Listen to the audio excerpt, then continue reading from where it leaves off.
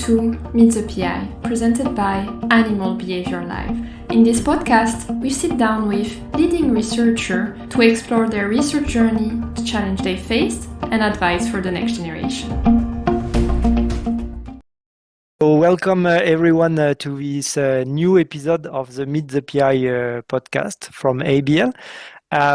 For those who did not listen before, I will re-explain a bit the principle. So here's the idea, is not so much to talk about the research, so to say, but more about the life beyond research, or the life of researcher.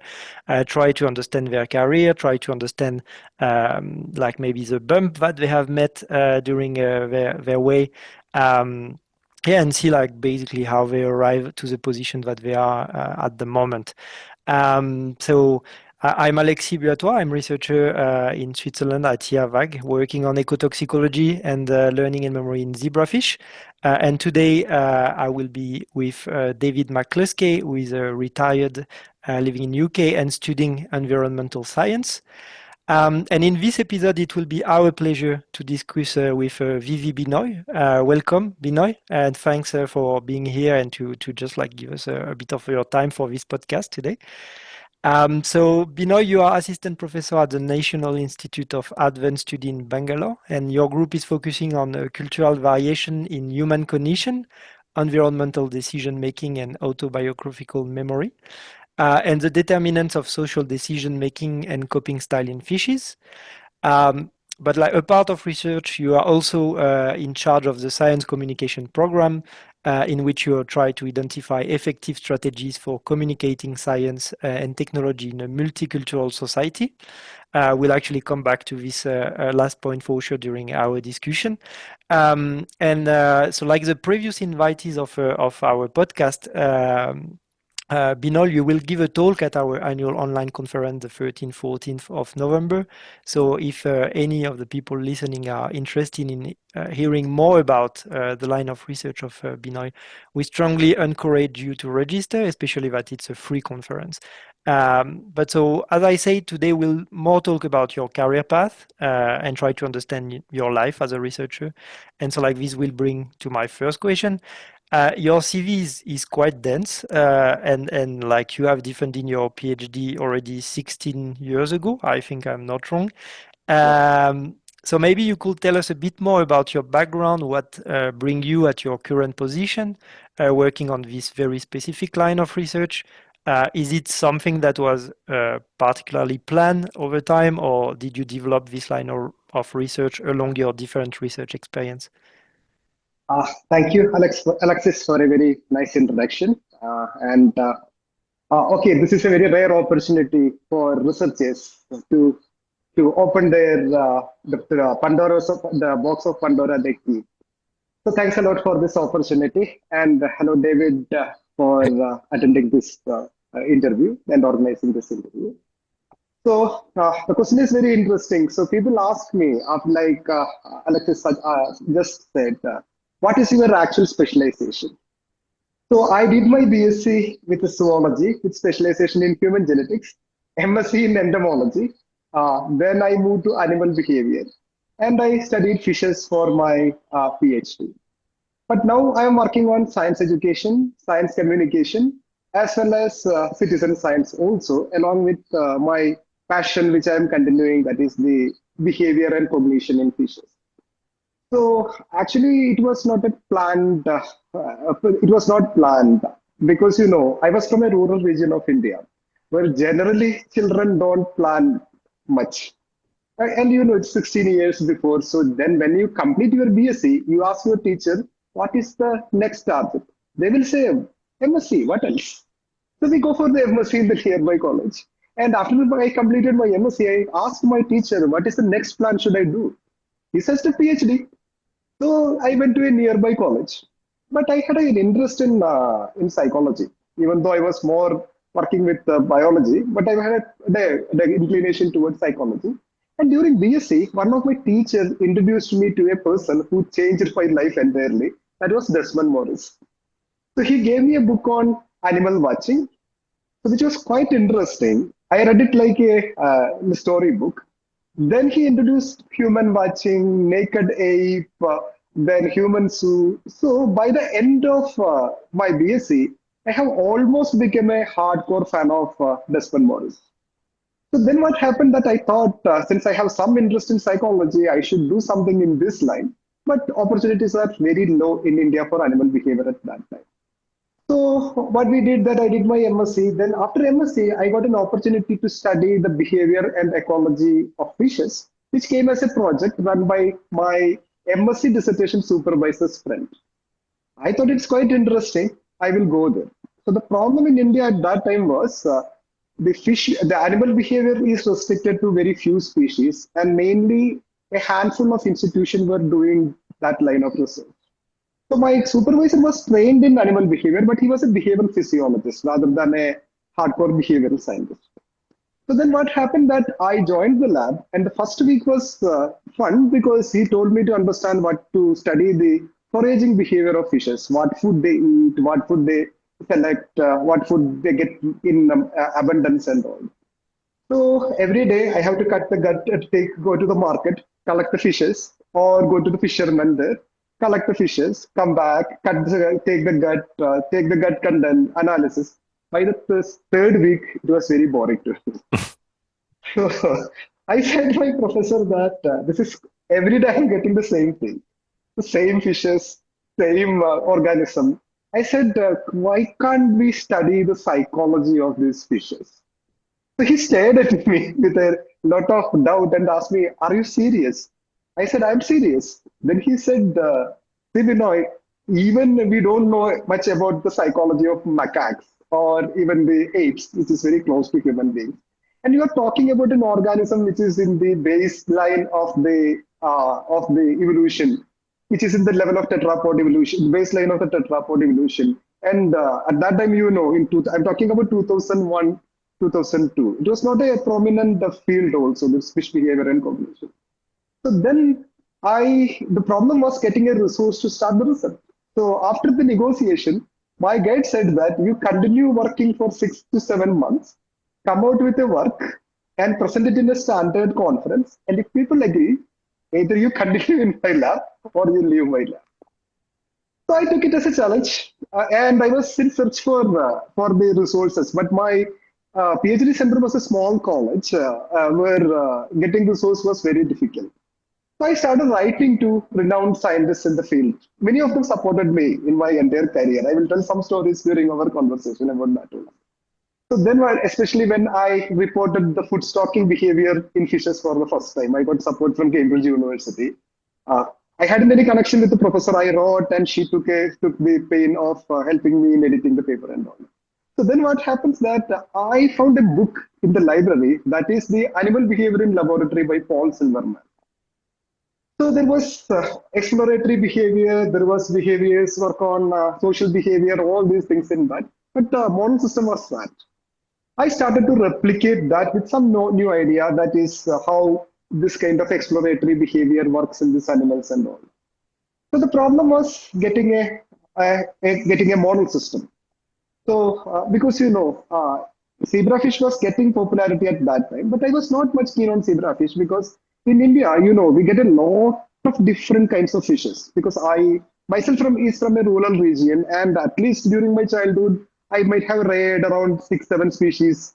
Almost all kids in our village do that. It's normal. Go to the paddy field, collect the fishes, keep it in a aquarium and all that. So then I found that we should go for some species which is indigenous. So we started trying for the species, and initially we started with the food fishes like channa or Etroplus, but we were not able to maintain a good stock because you need to manipulate the animal environment and all that. So then what I did that we found a species which was quite interesting, that is called climbing perch, which is very sturdy in nature, which actually is an amphibian, which is it's an air-breathing fish, and which even comes out of the water body and moves to the next water body during the time of monsoon. And I found it's a very interesting organism because it's social in nature, but there was no record of that kind of things in the literature at that time. So we started to try our luck with climbing perch and its social decision making. So before, like Alexis said, I had a small experience on the behavioral toxicology also. Using climbing birds, we conducted some studies on how they learn, how they forget, and all that with simple mazes, and using some bubbles as the unconditioned stimulus. You can give food and bubble as unconditioned stimulus, and then fish has to solve a maze to reach that. Because that time in Kerala, the region of India from I belongs to, what happened that the there was something called coconut mite, which became a big issue. So all the places were generally in our area, the state itself, coconut is a big crop. So almost all the homes will have one or two coconut tree, and this mite was becoming a big issue. The government decided to pump dicofol everywhere. So obviously, dicofol was used like anything, which is a DDT analog kind of pesticide. So we were keen to know whether it affects their learning ability, their respiratory capability, their capability for sustained swimming, that. But we started from that. But after that, also, what happened that didn't continue for long because it's very difficult to get funding for toxicology kind of studies in India. So we continued with our work on behavior, and we decided to focus on individual variation and the social decision making in climbing the present model. So interestingly, the thing was that this subject was getting popularity in India at that time, and I got both support as well as criticism from both sides. Because support was from animal behaviorist community because very few people jumped into such kind of a complex thing like try taking an indigenous fish, trying to develop into a modern system that also in its behavior. So I presented my work in. So as I agreed to my supervisor, I presented my work in the Ethological Society of India's conference. That was my debut conference, and I got good response. So it was on how whether different shapes affects their presence of different shapes affects their exploratory behavior. That was the question. So idea was taken from Jasal psychology. We started with some shapes which resembles a hole which fish may like to hide into, but it came out in a totally different way that worked like a eye, the replication of eye, and all the fishes stopped exploring and they started continuing in their shelter. So we got a very good response for that work at that time, and the animal behavior community supported me like anything in India. Later, I became the secretary of Ethological Society of India also in 1970 to 20. So that proceeded beautifully. So, but the issues came when we tried for breeding them because it took a long time. As all of you know, as animal behaviorists, one of the major elements to understand is how the behavior develops because different contexts, different condition may be leading to different trajectories of behavior development. And at that time, this personality trait was not a common factor in the explorations. People consider it as a group. So, but I was keen on bringing the element of personality trait also. So, but that took a little bit more time than we expected, getting acceptance in India. For instance, one paper which was not published yet, because after PhD the data was still there was the predator inspection behavior. So even though people has published like Manfred Milinski, that kind of researchers has published some very beautiful papers, I submitted to some of the journals in India at that time. So very few of them were ready to accept that fish go and explore predator. And even deterrence, in a meeting, I made a statement on predator deterrence, but people said that it never happens because they are hardwired to. I'm talking about 25 years before, situation in 25 years before. I think Animal Cognition Journal was started publishing in 2006 or something like that. So even that was another issue which I faced because in India, all these senior people, including my supervisor, belongs to that behavior ecology lineage.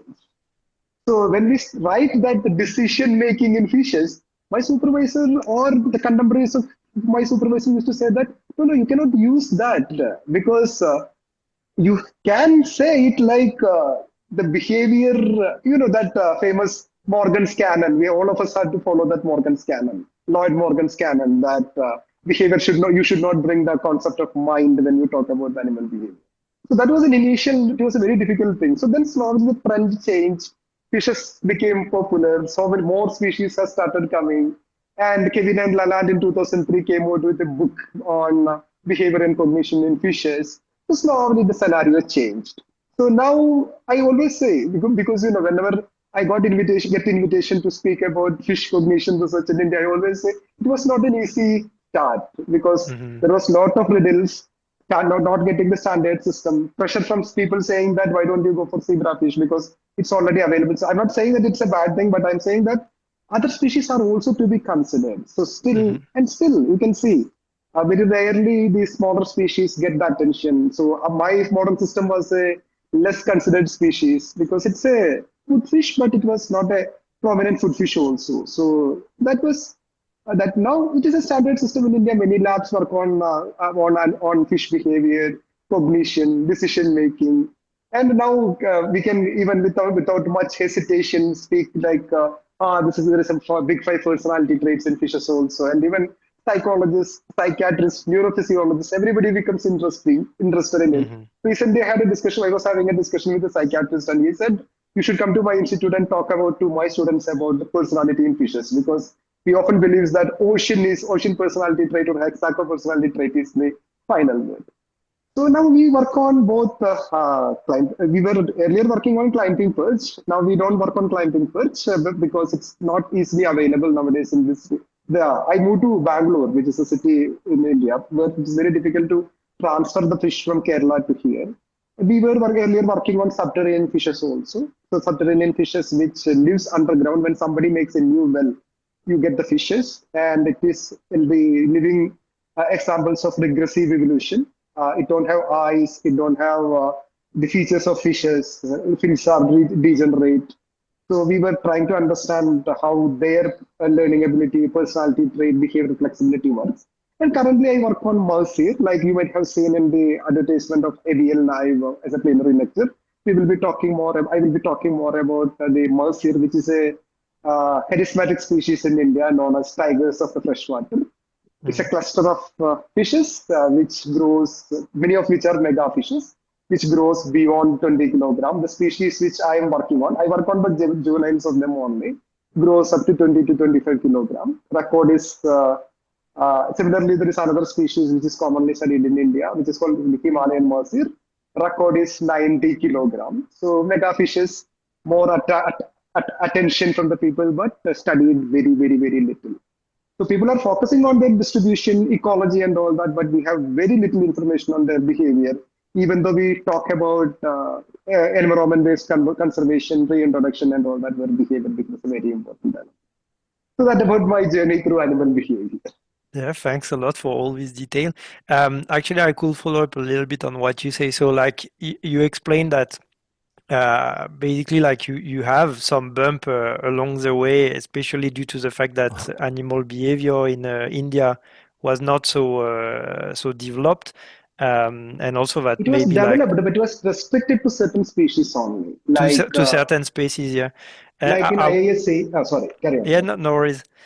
No, it's just that I was wondering, like, if at some point it crossed your mind that to maybe actually leave India to go to work in Europe or to go work in America. Like, I mean, is it something? Was it a strong desire to actually set your line of research in India, or is just that you did not get any opportunity of collaboration that bring you out of India?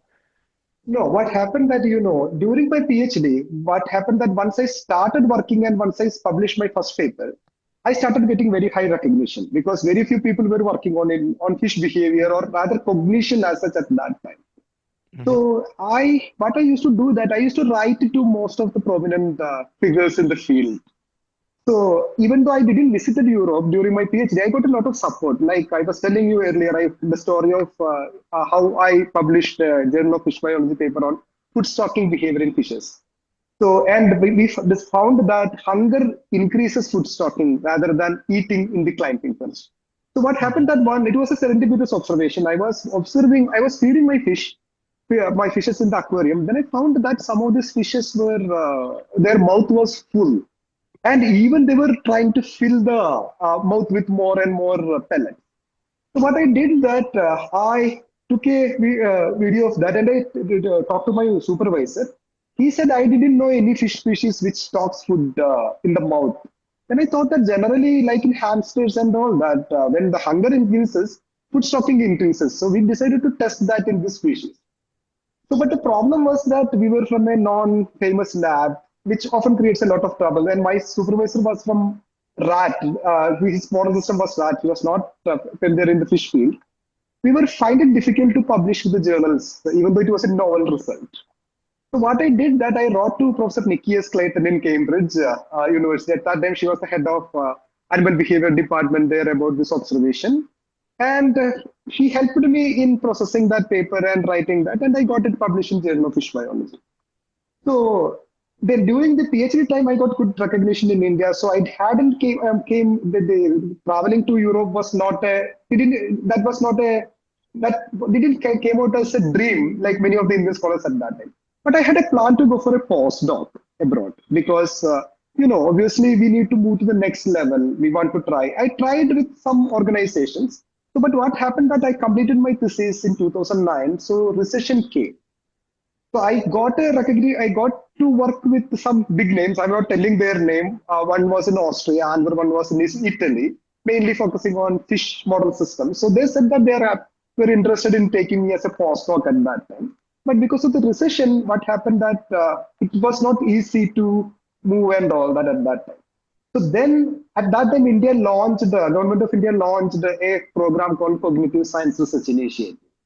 So then I found it as a very interesting opportunity because very few people were talking about animal cognition in India. Animal behavior was familiar, like I said, like Indian Institute of Science, Professor Raghavendra Gadakar had a team working on the vast model systems, and macaques many people studied, like Meva Singh sir, Anindya Sinha sir. They started studying macaque. But fishes or any other organism, they were never considered in this line. So only one or two famous groups continued with the model system they want, and other groups were working on Drosophila-based, population-based studies and all that. Cognition was not common at that time. People were talking about bringing the ideas of that. So then this postdoc didn't work. At the same time, I got this cognitive science postdoctoral fellowship with which I was able to start the new lab here.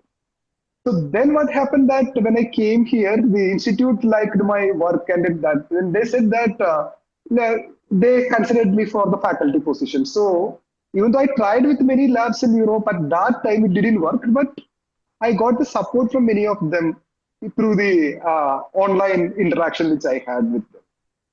So that was that. So then later also we tried for some the Mercy project. We had some supporters in the beginning. That also didn't continue for long because once we started with all these things, this COVID came. So I always say our generation was not much lucky like our seniors because when our generation were ready to submit the thesis, the recession came. So when we became a assistant professors or that senior faculties and established a group, we had to go through the COVID. So it's like that, but now it moves without much issues. Mm-hmm. So has that changed now in India? Is fish behavior more studied? Are there more labs setting up? Yes, there are more labs came out after that. So now there are some universities has prominent labs working on some food fishes. And we have a very good lab in IISc, Kolkata, focusing on zebrafish behaviors. But very few people, even though it has lot of importance, like most of the fishes are bred, most of the species are reintroduced, and as you know, reintroduction requires a lot of behavioral data. So sorry, the species on which I am working on the mouse here, there are around 13 different hatcheries in India. And this hatcheries produce around 5 lakh, that means around 50, around 500,000 youngsters every year, and they are being released into the natural water bodies. But the funny element is that we don't have any basic data on the behavior variation or whether they will be able to adapt with a novel environment, what is their behavioral practice, nothing is there. So there is a lot of lacunae to be filled, but people working in this area are less. But the trend is changing. Many people are coming to the field, and funding also is not that much limited because currently I have a fund from ANR, national body, which is funding my master's research. So it's not that. So there is opportunity. If somebody comes out with a standard idea, there is opportunity. And there are many groups also, foreign groups also ready to support or interact with the researchers in India. Especially Malsir, there are some groups from England also supporting, doing some work in India because it's a charismatic species and it's getting a lot of Yes. attention. So probably the scenario is changing, and most importantly, nobody is going to laugh at you when you are saying that I'm studying the cognition in fishes. So when I was a beginner, people used to say that what is there to study in fishes? Or even I used to say that, yeah, I want to study the behavior when fish comes to my table. So that mindset has changed now because earlier these were considered as organisms who cannot think, who cannot have any feeling or anything like that, even though we exploited them like anything. And in many contexts, what happened that people, I felt at many places it has connected with a lot of commercial activities. So many people don't want to hear anything about that. So that's also changing now. So people are ready to hear, people are ready to study. Even I get a lot of interns from different organizations come there, and what they do that they explore and they say that, see, the most interesting element that they find mainly come from neuroscience background, psychology background, and all that. Without having a neopallium, all these cognitive abilities are being done. So that become and the brain structure is totally different considered to a mammal or a monkey. Totally different brain structures, and that much flexibility in behavior, or even different species are being now more and more cognitive abilities are added to the different species. So and people have started realizing its implication also because reintroduction, management of the habitats, everything requires not only fish behavior but also human behavior. So slowly we are getting the fish behaviors are also getting recognition. That's why when you go for a standard, go for a conferences, you will be getting at least 2 or 3 posters or presentation on fishes now.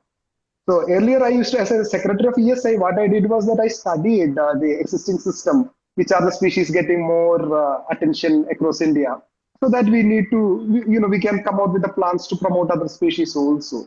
So we used to make very rarely the papers on fish behavior as such. There may be ecology or food or feeding behavior or what we can say the taxonomy based papers in that conferences, but behaviors as such was very few, or just saying that as a part of this we got this behaviors, or in toxicological work they will say that when we expose the animal to this molecule or this pesticide, mainly pesticide, it started coughing, moving pattern change, that kind of descriptions only.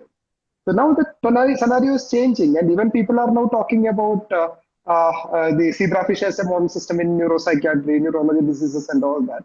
And recently, one of the medical university in India contacted us because they were working on some pathological traits, and they were getting some behavioral variations and quantification, behavioral quantification, usage of Boris, that software, or Noldes, and coming out with the ideas of how we can interpret the data. That also becomes becoming important for a physiologist also. In India, biology means mainly it's more either it has bias more towards molecular work, or it is. So I always say in India the subject is either macro or micro, or even nano, that level only. So then organism level works are very few. So now that people are also understanding the importance of the individual based data. For instance, I was having a discussion with a group working on psychiatric, they are actually working on psychiatry and molecular psychiatry. So then when we gave the idea of individual variation, in Masir itself, we get that much individual variation in the population, even though we go for the mean based analysis and all that. You can see individual variation is very high. You get very bold fishes, very shy fishes, we get intermediate fishes. So recently what we did that we segregated them according to their personality, and we tested their learning ability using symbol maze. So this was recently, this paper, the poster was presented by one of my student in the Behaviour 2005, which happened in Kolkata. So what we found was that in isolation, bold fishes are good in learning, but when you pair it with another bold or another shy, bold fishes don't leave this area, affecting their performance. So when we started saying that, analyzing even the molecular variation or even the effect of drugs or toxins on the behaviors, considering the personality trait, considering the flexibility of the personality trait or the traits of the behavioral traits of the organisms, is becoming more important, and more people are interested in behavior now. Can you then feed that into conservation work so you can take the information that you're Obviously. getting on behavior? Yes, that is what we are doing because generally when we contact a funding agency or we contact a philanthrop for the funding, first question we will be getting is like I was getting in the beginning, it's fish. What is the benefit of that? So when you talk about this reintroduction part, as all of you know, that is the success of reintroduction is linked with behavioral flexibility and the ability to in some contexts, as you know, what happened that it's a proven thing in many of the European species, which is bred for releasing, like salmon, trout, and all that, like that. So when the exposure to natural threats or exposure to natural selection pressures are less, what will happen that there is a chance that the behavior will take alternate trajectory. The development of behavior will take alternate trajectory. So are not prepared for. I always use a very bad analogy in my animal behavior classes. Like, I am born and brought up in India and lived here up to 30, 35 to 40 years.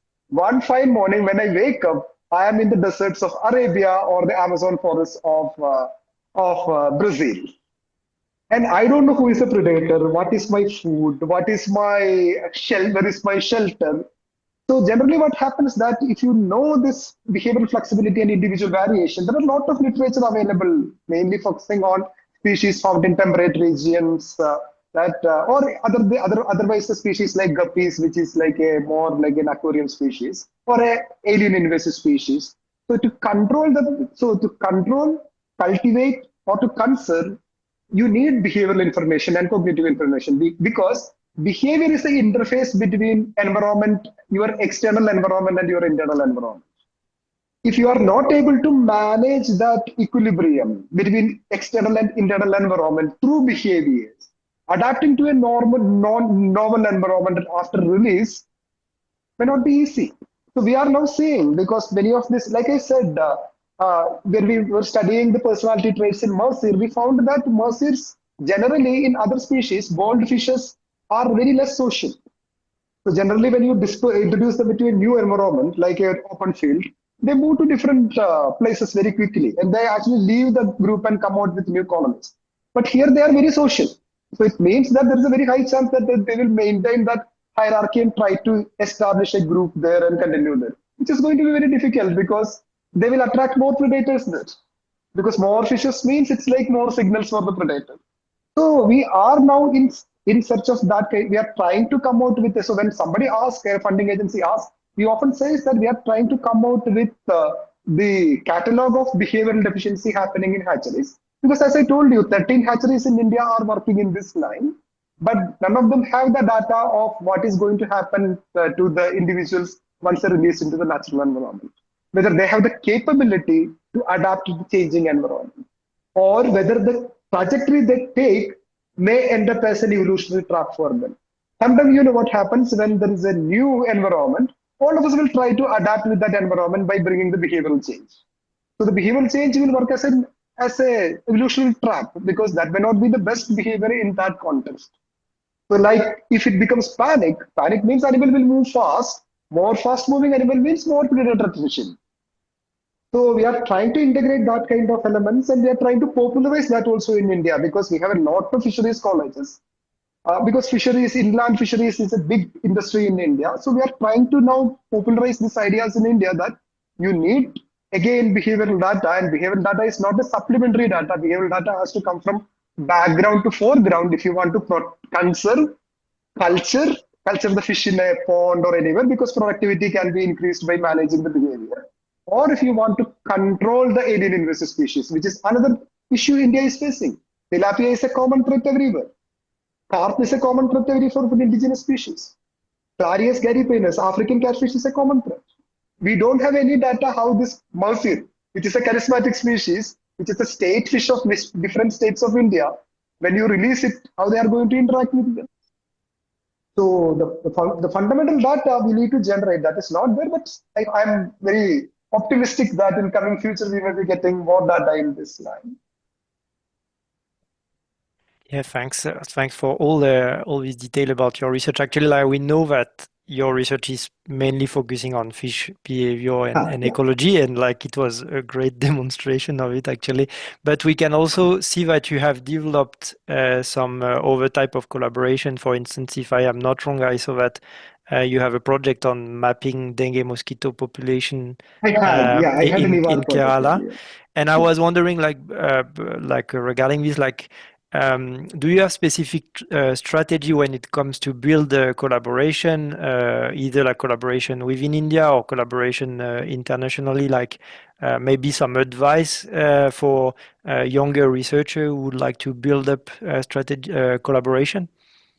So like you can see, I work in an area of science education also, science education and science communication also, and had been a mentor for Indian teams called, had been a mentor for the Indian team in International Olympiad in biology also. So and even I got, so what I would suggest is for collaboration, because now the time has gone where a single person is working as a what we can say powerhouse of knowledge. Now everything is collective, and we need more people, more hands, more brains to come out with a, if you want to bring a change into the system. So you can see that dengue mosquito project which we had. So we were more. I was again more interested in science society interaction also. That's why I came out with a edited volume on science, bridging science communication gap in India with a renowned science journalist in India. So then what happened that what we found was that in many contexts, if you are working with a wicked problem like a conservation or like behavior change or like environmental problems, these are called wicked problems which are not linear in nature, highly chaotic in nature and requires multi-stakeholder intervention and inputs. We need to work in groups. So in that dengue project, we were around 8 or 9 institutions collaborated for that. My module was on developing the network for children and supporting them to come out with continuous data collection and all that. Because I had another project called Student Scientist where we came out with a new model where we connect we use a college as a hub and nearby schools as a spoke. And we currently, this is running to understand the environmental variation happening in the coastal regions of India. So children of this around the 1230 schools, they generate micro level data of rainfall, temperature, then wind velocity, wind direction, humidity, and now they have a website also. So all of them add this micro level data. We have the satellite data, it's a reality, but getting micro level data is going to be most important for managing the climate change. So in that context, if you are going to collaborate with somebody, collaboration can be of two types. One is like short-term collaboration, where you are invited to contribute a component to that system. So you say that, I am working on neurological issues or I am working on something on education. I want Binoy to work on this part. So don't expect too much rarely such kind of collaboration lead for a longer period because your support is required. So I would suggest this I got actually during a training. I was working with SwissNex also in India. I had a project during COVID funded by Swiss Academy of Science called COVID Psychom. If you see in the website, you can see that funded by the City of Switzerland. So what they used to organize the programs here. So they brought one Swiss professor here who actually crossed Atlantic on the solar plane. I think like that. So I asked him the same question now. What do you tell about the collaboration? So his answer I liked a lot. He used to say that don't collaborate with. He said when this question came to my mind, he didn't collaborate with another engineer. Instead, he collaborated with somebody who is an expert of making boats, that racing boats, which are thin, which are light in weight but sturdy in nature. So he suggested that if you bring another engineer, you are bringing only one expertise into your problem. If you are bringing some other person, sometimes maybe a totally different mindset altogether, maybe bringing another dimension to your exploration. So I would tell youngsters, you need to consider the epistemic angle, that is what knowledge which is going to bring. And as you know, all collaborations are relations. So you need to understand whether you can continue with that person. And when you are in a very young phase, you start with multiple collaborators like any normal evolutionary system. The natural selection will help you to continue with your collaborators. Or otherwise, find the suitable person and actively you have to make sure that it is continuing the collaboration. So from my experience as a science researcher, as well as a science teacher and science communicator, what I found was that long-term collaborations are going to give you a lot of benefit, but it's not easy. You will also have to invest for maintaining that relationship. So three strategies: start when you are a youngster, start as an explorer, start exploration, try for the diversity. And if you find that it is long-term collaboration, don't think that you are going to get 200 people as your collaborator. Better to restrict it to some people whom you can trust and continue for a long period. Because as all of you know, the journey of science is long one. It's not going to be a short one. So you need good friends for a long journey. And do you have the feeling that the apparition of a format of conference such as our ABL, fully online and like allowing to really put researchers from all over the world together, sort of facilitate the creation of collaboration since COVID, or so far like you did not really see much of a difference with these kind of tools? See, this is a very interesting question because it has two components. One component is like the smaller nations with lesser resources, it's actually a big opportunity. So if you don't have an online mode, I don't think this meeting will be happening. Because maybe one email I am sending to you or another email comes and it's not going to provide an opportunity for interaction. So what is the ultimate target of the conference? One is networking, obviously. Second is sharing of the information, which we get even through other internet also. So, but it gives an opportunity for seeing and communicating more than a text-based mode. So the negative thing is sometimes it brings boredom because I have seen during COVID many conferences people do it as a what we can say routine job and they switch on the thing and leave it there like that. So, but as all of us know, research has or the scientific communication has two angles. One is to just say that this line of knowledge exists here. Second is to bring the people who are interested in that line of exploration together. So when you go for the first element, that is this kind of knowledge exists here, this is a good model because many people will be just going through that only. They may not be interested sometime in fish behavior. You are here because you want to hear about lion, but somebody come out with a clickbait title that tigers in river like I did. That just I can see that also because there is no demand. It's actually an exploration. Sometimes exploration, like in behavior science, we say, can decide the trajectory of your future exploration. Sometimes it will be just like an experience only. So I would suggest this is the hybrid is actually this kind of meetings are also have a very high importance because especially smaller universities, smaller organizations, scholars from the smaller, not financially rich nations where getting resources will be limited, they are getting an opportunity to present their work in front of a global audience.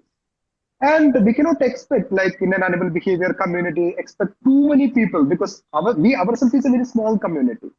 But the positive element is that at least I know, I have seen in India many students when I was interacting with them saying that getting travel grant is not that much easy, like getting research grant. So if I want to visit England for a conference or Switzerland for a conference, it's going to take a huge amount of my fellowship, which I am getting. So many of them will say that, I may not be going there. So I feel this is a good opportunity for them. And many contexts, what happened that, if in this kind of conferences, as all of you know, if there are multiple parallel sessions happening, each session is not going to get a full auditorium like Stephen Hawking's speech or Steven Pinker's speech, like anything like that. Only interested people come there. And this is an opportunity. And many contexts, what happens, even for a shy student, it will be an opportunity to understand that, yeah, I'm working in this area. Whether if I want to work on zebrafish, I can ask this resource person. So that may lead to the collaboration formation. So conventional mode, it is good. If it is happening, it is well and good. But considering the resource it requires and considering the geopolitics, so considering the economics scenario of different nations, and especially for a subject like animal behavior, which requires more involvement and more support, because it's not a, sorry, I also belong to the same community, but we are not going to attract the attention of neither media nor the funding agency like quantum physics or vaccine researchers or like that. So I always suggest this is actually a very nice initiative so that more opportunities are there for people to interact or understand, yeah, similar work is happening in other place. And the sessions like networking session, I can sit here and interact with all of you. So even some institutes in India are now going for an online interview for their admission. The reason is, if somebody is staying, it is a very huge country geographically, as all of you know. So if something is happening in a city, in order to try luck in quote unquote, to attend the interview, the person will have to book the train, book the hotel, find somebody if she's a girl or a young student that has to travel this much long distance to find a company. So generally they will say that, no, I'm not trying going there, even though I may be intelligent or I may be confident that I may be able to get that position. So these online interviews are helpful a lot because they can attend it from their own house. And if they're selected, they can go there and take that job. So that is different because, you know, you're selected means obviously you will be going there. So I would always say, even the bigger conferences should think about an alternate media, that online media mode parallelly, so that those who cannot attend offline or in person should be able to get the benefit of that. That is my opinion. Again, opinion are personal about online conferences. And what one that we really like to ask, because like having the feedback of every PI also give a sort of range of strategy for people who are listening. How do you prepare yourself to be, let's say, the best version of yourself when it comes to supervision of students? Like what's your way of supervision, basically? So in my lab as a supervisor, one of the suggestions I always give is, see, first of all, if you don't have the passion, don't go for the results. Because, I teach here the philosophy also, philosophy science also. So one of the things we often forget to tell the students that you need to prepare for falsification. You need to be prepared for somebody telling that your theory is no more, or the data you have generated is no more valid because we came out with new evidences. So you need to keep the idea in the mind is that the entire studies which focus what makes a better scientist or what decides the success of the person who enters into the scientific exploration is one is perseverance and conscientiousness. So if you have passion, you will be able to pursue the question you are focusing, and you need to be highly perseverant, and you need to have a conscientiousness to get your data arranged and come out with the breakthrough results. So first thing I always say that the subjects like animal behavior, I'm speaking mainly about animal behavior. From my own experience, I have seen that many contexts people are not prepared for negative results. So they do a lot of experiments. They come out with a lot of data. In my lab itself, I still remember one of my earlier intern asking, how can I get a negative result? I always ask them that you don't explore oxygen to get 9 atoms in the nucleus. Because this species is this species because of this element, so we don't have any negative data or negative result. This result says that this is the situation in this species.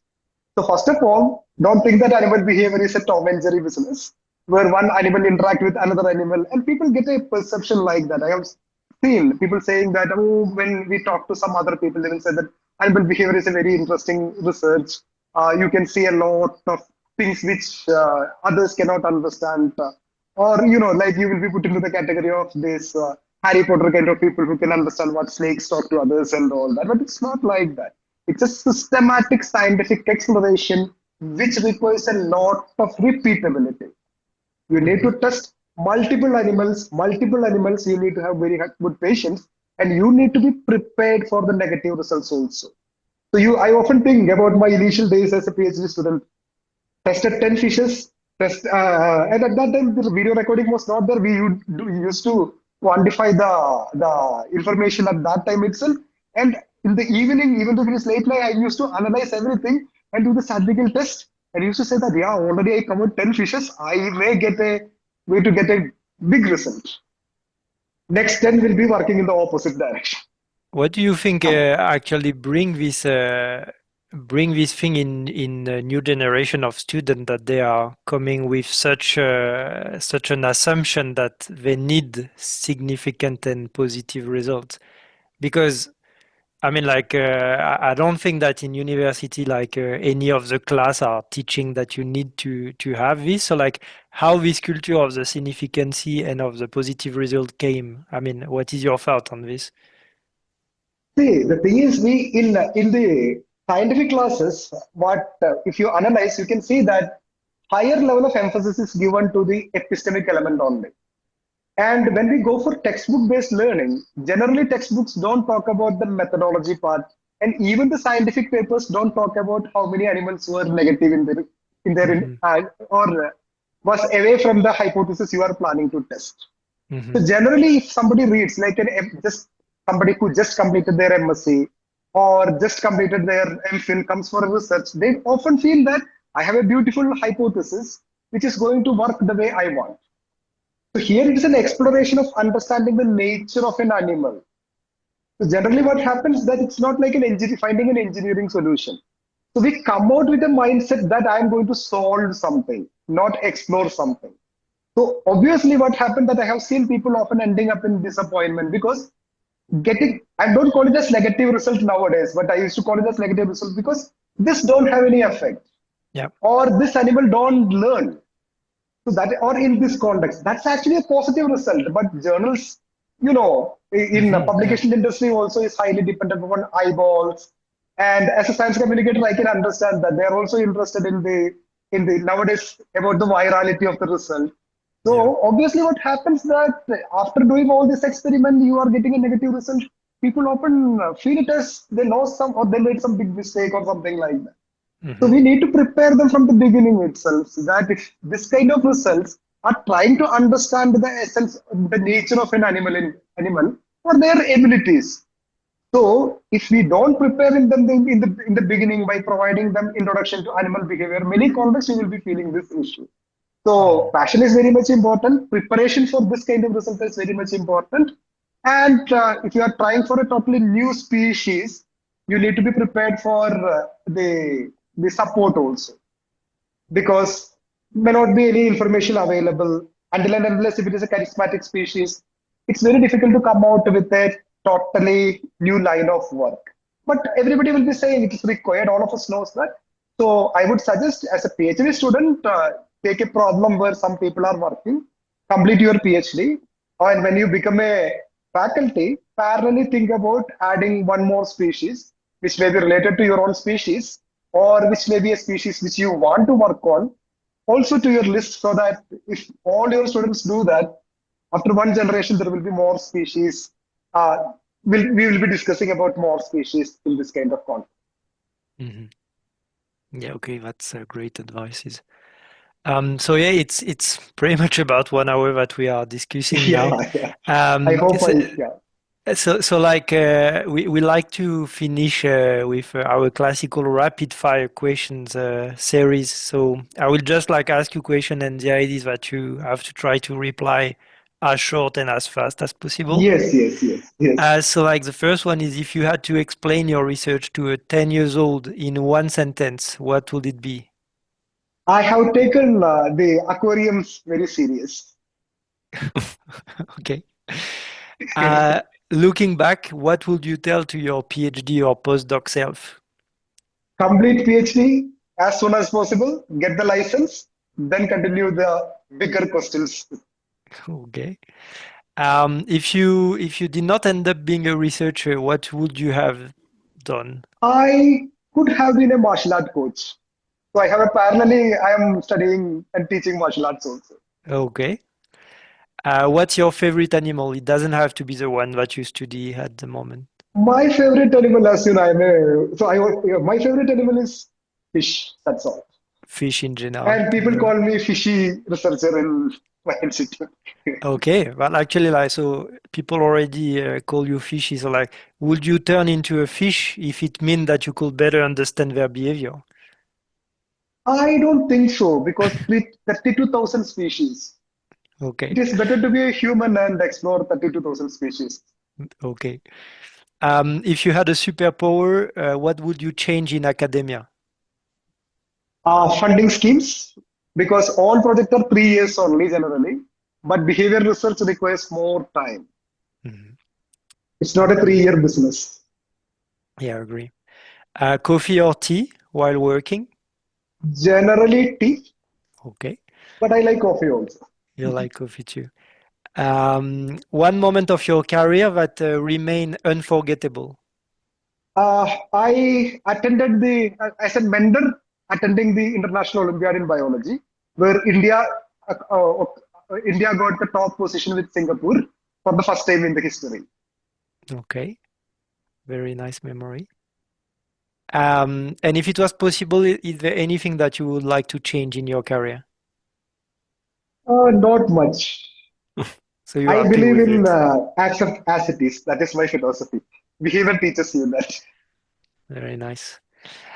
So yeah, the very last thing that we will ask you is that if you have any recommendation, it can be books, it can be paper, any resources, like it can be a TV show, like in regard to your topic or any other topic, actually. Yeah, I get it. Can you repeat the question? There was If you have any recommendation, it can be book, it can be papers, it can be TV show, anything that is related to science, basically. I would suggest interactive books, because older people still like books. Youngsters like videos. So think about the interactive books. Okay.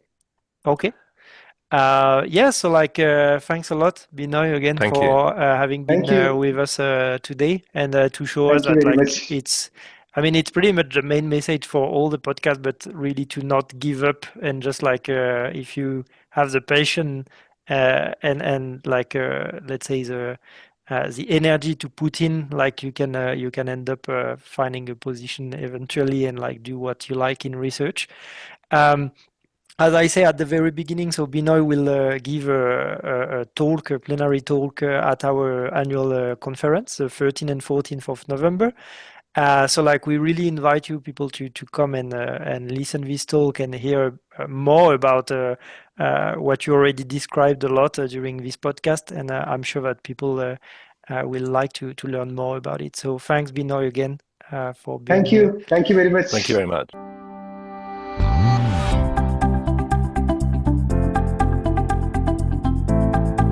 Meet the PI is presented by Animal Behaviour Live, an inclusive international platform bringing together animal behavior researchers across the world to discuss the latest research and question our academic practices. To know more, check our website at animalbehavior.live.